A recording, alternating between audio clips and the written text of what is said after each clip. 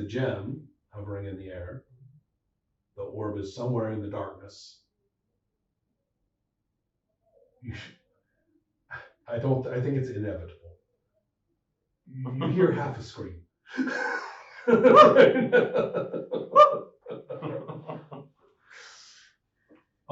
Like a black hole in space. Yeah.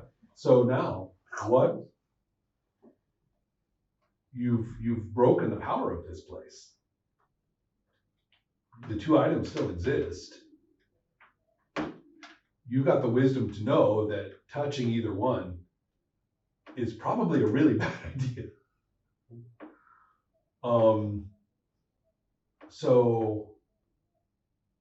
But mission accomplished, pretty much. Yeah, but we still have her that. Celeste, true, yes. Celeste, yeah. She is held there. Yeah. Mikla is held there. And you know Mikla had succumbed to the temptation. I'm really upset with you. Yeah. So I think I might try to attack Celeste. Okay. She's helpless. You can behead her. Yeah. Finish her off. Yeah. You can execute her as well. You can do that. Okay. Right. Does the charm effect still does it keep going? Oh yeah. Because it's from the gem. Yeah. Oh, Yeah. You are charmed by the gem. You want it. I don't care. It was totally appropriate for me to form this top. And there is Mikla. Yeah.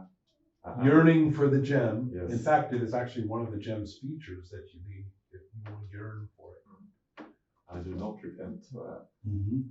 So I would pretend to if I could, but I can't have my right. So, and you're well aware that Mikla is completely taken in by all of this and would happily start the temple all over again. Oh yes. Can I? You think I would know? Is this like effect permanent? Which one? The gem effect. Well, it's not just permanent. Because it's not just the gem effect, because Mikla voluntarily opens himself up to it. Yeah. I'm a useful bastard. Yeah, I think I know the way forward. The time has come. Sorry, old chap. Yeah, that's right. Yeah, I think I do the same. Yes, okay, definitely. Okay. So I think we have probably finished. You would probably exit the temple, what's left of it, as you can. What's In fact, if you did like the planar shift, you would just walk out through a dimensional portal. Oh, okay. Yeah. If you don't mind me saying. Yeah, sure. Yeah.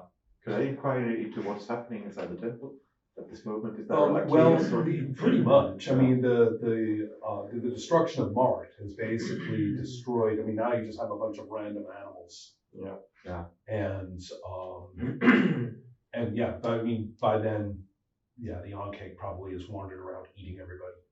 Yeah. That's pretty much the end of. But that was so nice because you play so low key and you emerged as the hero of the story. Yeah. And that was so cool. No, it's just right. I mean, chaos was your thing, right? You'll be restored to full size sooner or later. But all right. Just adds a little absurdity to the whole thing, you know. Is the Orb of Annihilation or the gem, is one of them technically a creature? Yes, because one of the features of where are we going to start? First of all, the Orb of Annihilation is not a creature, and it is stationary unless someone establishes control. When you establish control, it automatically moves toward you. You have to keep going. You have to direct it places. You have to direct it. It can be under contested control, so you can have two people, right, trying to move it about. So, but basically, the thing to do is to get the hell away from it. It's slow. So it is kind of funny. As long as you outdistance it, you'll be fine. Is the gem technically a creature? Now the gem is a little different. The gem is an artifact, and the way artifacts work, you see how they have all these blanks? So they have their basic abilities, And then they have all these blanks. Yeah. And you go over to these tables and you pick what you want for your version of the artifacts you like. That's So nice. yeah, it's very customizable. And so I chose that one of its major malevolent power is item is itself a living sentient being forced to serve. Each usage of a primary power gives a cumulative possibility the spell will be broken, which I shifted slightly for the circumstances to give it this chance, given that its possessor was helpless. And it can change the possessor into a similar artifact. It can quest the possessor to do something it wants. It can kill the possessor, or it can mentally enslave the possessor entirely for a few weeks. So it is a consciousness. Yeah. Does that mean that I can technically command it to just suicide bomb right into the annihilation sphere? You probably could. Yeah. Okay, that's probably true. Because I figure out that it needs Right, the right. ritual and the god there to Right. to conjoin. Right. Otherwise, it'll just be hopefully be just Just be destroyed. annihilated. Yes. You know what? That's true. Yeah, that will work. Yeah.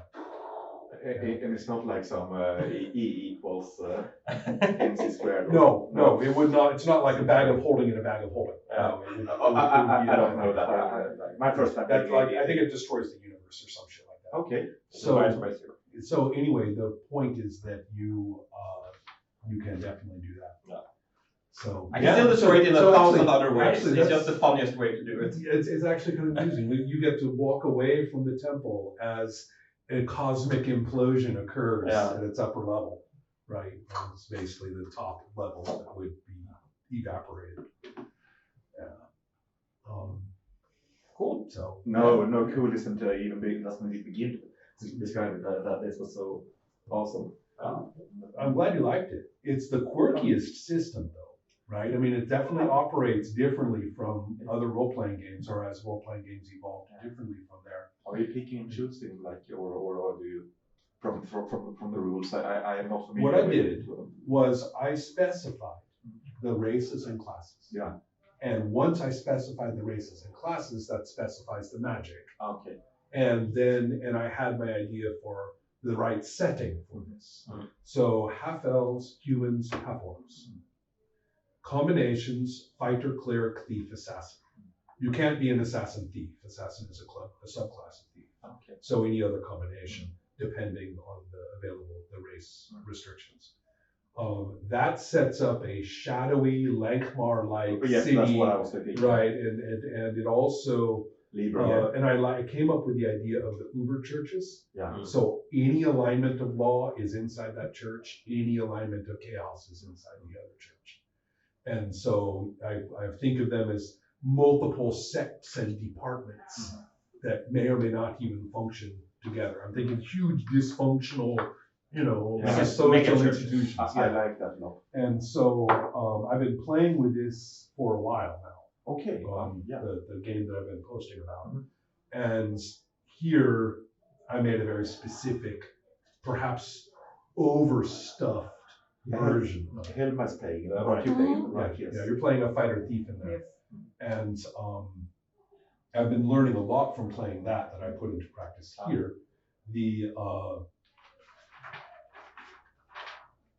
The situation is built basically to be very available for player reactivity. So that's why I said it's not a ride. I don't know where this is going to go or which pieces are going to blow up in our face or what. And since the rules for character death, it's a long story. I don't think they work. Basically, death is extremely cheap, extremely easy, can happen quite a lot. Say there's lots of things where you fail a saving throw and you just drop dead. A lot. So they have a fairly elaborate and expensive system of resurrection. Well, it's not very functional. It's clearly a patch job. Yes. and it isn't very fun. At least they tried it. And the people who, I mean, other groups and traditions have found other workarounds. But unfortunately, the usual tradition is to put in a ton of healing and mitigating factors to kind of, but it doesn't work because I don't care what else you put in, you can always roll a 2 on your saving throw. So it's not very functional. So I borrowed a couple of ideas from some other games that allowed the metaphysical presence to continue. Yeah, that's cool. That, So cool. that worked for this because it's all clerics, all religion. It works for this. Yeah, it's nice to play a really strongly themed adventure. Yeah. And not just like you're just a random adventures. There's no point to that. This particular setup also has no setting. There is no dedicated setting, no pantheon, no backstory, nothing. So the idea is that they kind of want everybody to be their own dungeon master with their own fantasy. It is more of a toolbox. It's not very coherent because it gets very dogmatic about certain details. And you're like, I thought this was my fantasy. Right. Said that in the last chapter. This chapter is like, it is like this. He's not the only one. Yeah. Right. Doing that. Yeah. So it's a little difficult to cope with the text. It'll drive you a little crazy. Yeah. So